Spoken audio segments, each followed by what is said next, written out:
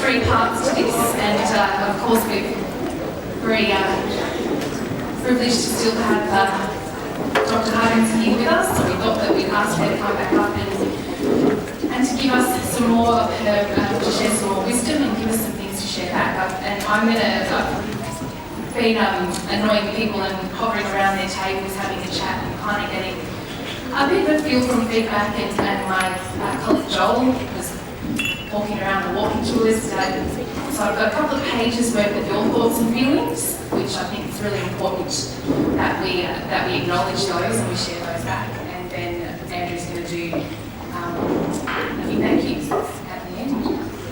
So would you like to share? Thank you. It's lovely to see so many of you still here with us. It's been a great couple of days, I think, for all of us. I think the panel's been exceptional, and that the networking. And I hope that you network with people because it has been mentioned that. I mentioned it yesterday that when reconciliation gets in your DNA, you never lose it. You never lose it. It's just it'll be part of your journey too throughout life. And reconciliation is not a soft issue. It's deep tissue. And, a lot of people say, just appeasing my fellows, doing this. All that stuff that I mentioned yesterday, but it's not. It's not because, at the end of the day, there is only one race on this earth, isn't there?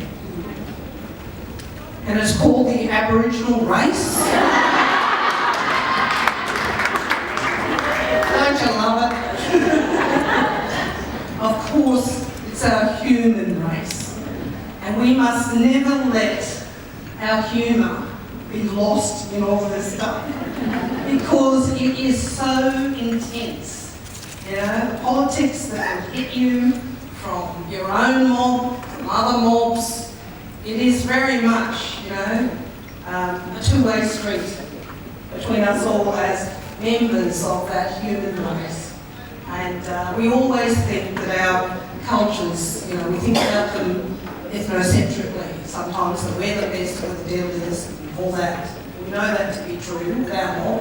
But anyway, I'm not going to press on that. But look, thank you all for coming. I want to say that, who would have imagined 25, 30 years ago that reconciliation would be alive and well. But reconciliation is within corporate structures now, and within your community organisations and the organisations that you represent here today. It will be in your hearts, believe me, forever, because we have to heal the wounds of the past in order for us to get going to the future. The most critical thing at the moment is around the truth and justice and the voice for our people. Statement from the heart from Uluru. Most importantly, unless we know the truth of what has happened to us, how we think, act and behave as Aboriginal and Torres Strait Islander people, that has to be the absolute first treaty that we make between each other in terms of that. Then I know that the multiculturalism and the other diversity and the nations of people that we've got to bring along with us, the newer migrants, etc., that will come and that will fall into place.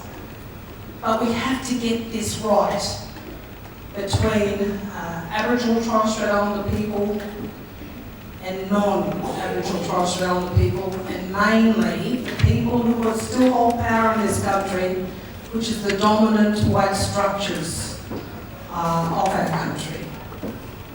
So with that, and with the diversity, we hope that will come, and it will be a changed complexity. Within 20, 30 years, we're going to see a lot more people who are diverse. And we've just got to really realise that if our children, our grandchildren say to us, well, what did you do around reconciliation? You know, and you said, I was there, or I did this, that's great, you contributed. If you say you did nothing, then you will never grow in true spirit and in true compassion with each other and for our people. So always please remember that.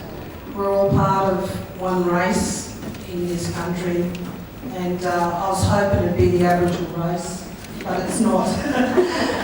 Thank you very much for coming. Pleasure to meet some of you and talk to you, and please go on in your reconciliation journey to give you strength and empowerment. And as I said, this is a hard game. It is not a soft issue. Thank you very much. What am I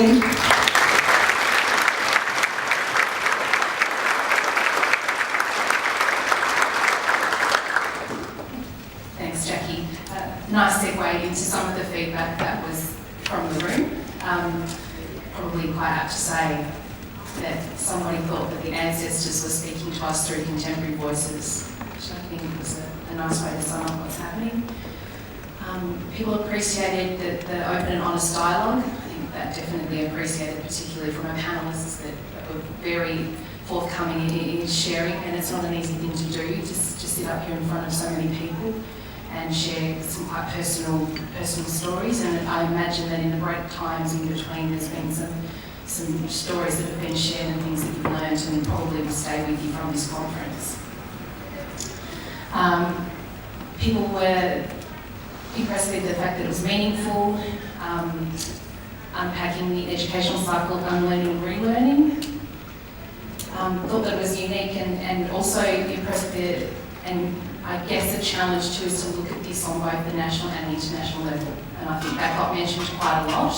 And I think that within this program we have the potential to do that, and some are already doing it. And I think that there's a thirst to learn more about that, because many of the corporations are global, and what this looks like and how that connects you to your brothers and sisters in other parts of the world is something which I think is worth us having another conversation about at its own point. It's also, of course, timely to be reminded of the challenges and the need for continued change, commending the panellists and the keynote speakers, and one simple comment, deadly. In terms of what we learned from this is that, of course, within this room, and I am acutely aware of this, what our rap looks like to what other people's raps look like in other parts of this country are very different.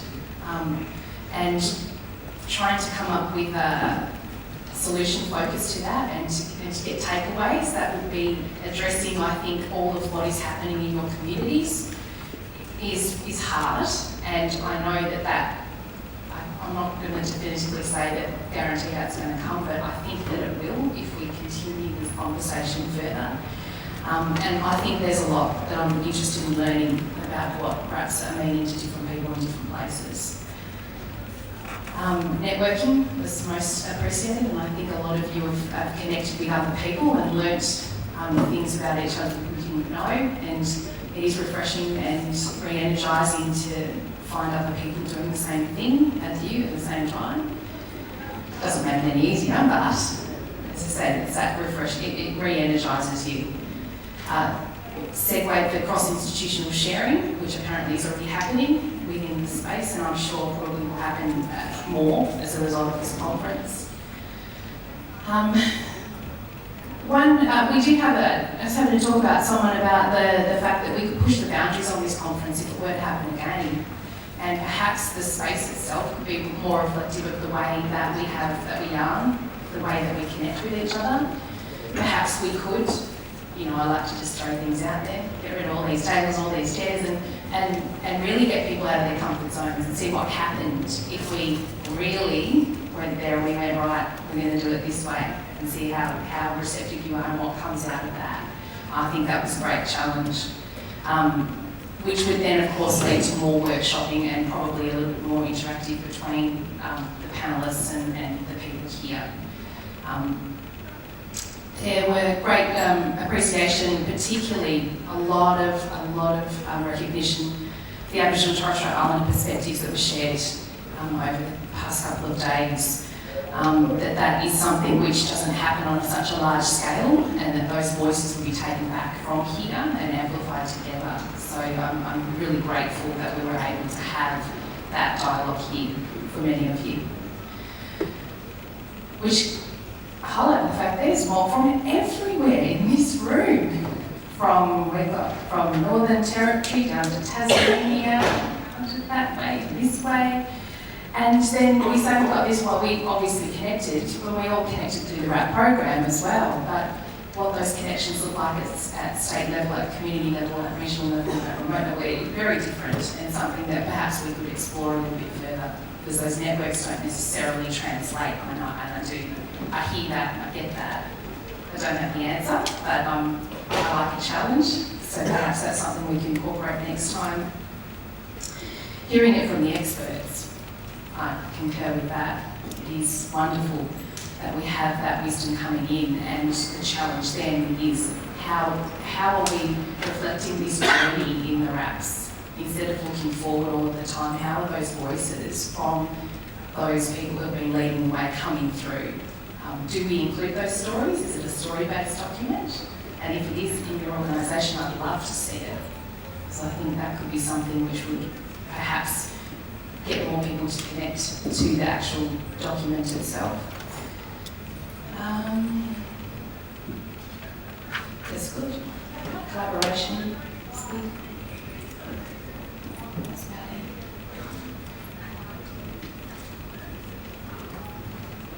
Thanks, Angela. It's great to see so many people still here. As I said at the start of the conference, we really had no idea we were going to get this many people coming. I think Richmond originally said we were about 300, and then got to 350, and I think final number's about 380. And we just couldn't fit any more in. I mean, we would love to fit more people, but we just had no idea of the demand. We ended up with about 50 people on the wait list, and of course, the stand grant selection last night had over 400 people. So there's such a demand for this, and that's the big take-home message from this. It's just been wonderful to reiterate what Angela said. It's been wonderful to network. Often we're in our own organisations and we sort of feel overwhelmed by trying to implement the RAP. Most organisations will have a lot of supporters, but there's also a lot of people who are just either apathetic or resistant, hostile to these processes. So it's really great to come amongst a whole range of other organisations and look at ways to work forward. And some of the panels looked at some of these broader issues, and things such as self-determination we just talked about before, so important at the organisational level and at the national level. And I think, we're talking about international experience, and we can learn a lot from Canada, from New Zealand, from other areas as well. So certainly one of the things we're coming away from this conference is the need to continue this conversation. I know when Ian and I were across the round table earlier this year, it was about 30 people. That was the big message after that. Now we've got to 300, so next year a number more. So we've started the conversations already. A number of the Elevate RAP organisations just had a quick meeting before to look at ways to lead this conversation. So we'll certainly be in touch very soon to update you on the actual reflections of the program, including which will have all the videos. So every single session was video except the roundtable. We'll have all those free available at Swinburne within a few weeks, hopefully. And we'll certainly advertise that, let people know. Stan, Jack and Tom's speeches will be available, so we'll disseminate as much as we can, and then we'll be in touch really soon to work up the next steps. We'll certainly take on board all the conversations that people have had, what Angela's reported back about the need to continue this conversation. I think it's a really important way to look at progressing RAPs and also reconciliation in this country. So, as the final thank yous, really like to thank a number of people. Obviously, all the panellists, the chairs of the sessions were fantastic. I want to thank particularly Dr. Jackie Huggins, Professor Tom Calmer, and Stan Grant for providing such great keynote addresses.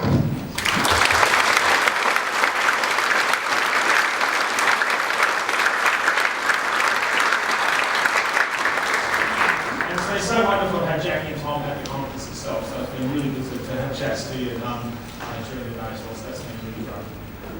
Yes, and thanks. So speaking of which you're all hanging around for, is the wonderful gift. I want to thank Richmond Football Club for this, which is amazing. We'll invite Jack into the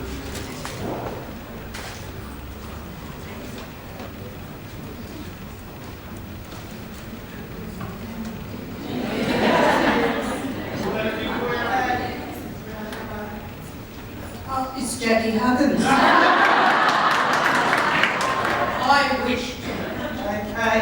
Now we've got Reg Yarran.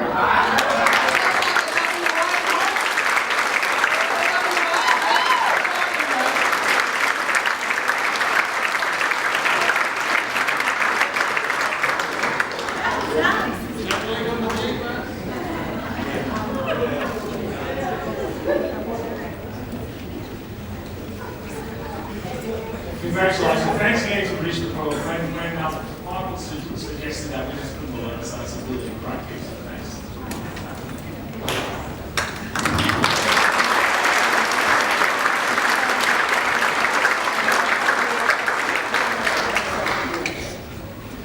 Thanks to Reconciliation Australia for providing the drive for RAPS, obviously, and creating the RAPS in the first place and for being such a great partner to us. Unfortunately, Karen and Tom had to leave, as well as Andrew. I want to thank Karen and Andrew and Tom particularly, but also all the staff at RA, Natasha, Christine and everyone else. So thanks so much for all your work.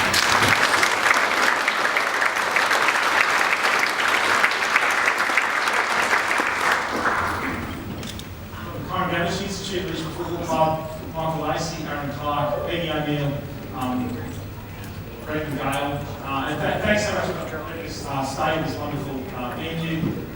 We're delighted that Swinburne has a really close affiliation with you, and it's been a great year, so thanks so much.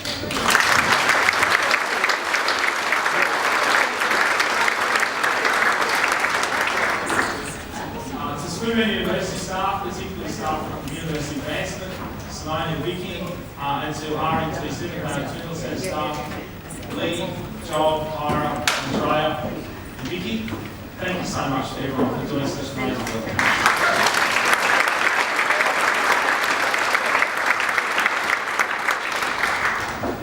And a very big thank you to Angela Burt, co-convener the conference, and I think we all agree such a wonderful MC. And besides all that, just has been an amazing inspiration to drive the event throughout the last several months and to drive the event so successful. So thanks, Angela.